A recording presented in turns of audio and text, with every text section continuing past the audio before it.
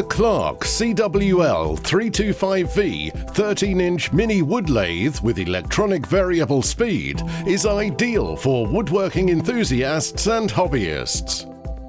Ideally suited to facing, turning, drilling, boring and threading, the CWL325V has a high-quality cast iron bed which provides stability and reduces vibration.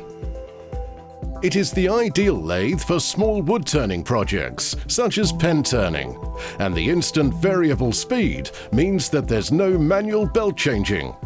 Instead, a simple rotary control varies the speed from 890 to 3190 RPM.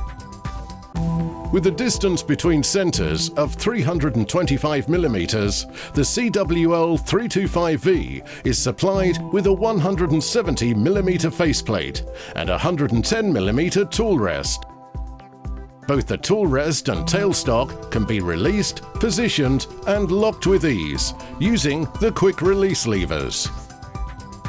The Tailstock Taper is the commonly used MT1, enabling a wide range of optional accessories to be used, like this Clarke 2-inch mini chuck set, which includes a micro chuck, round jaw set, step jaw set, extended pin jaw set, large diameter jaw set, and a screw chuck.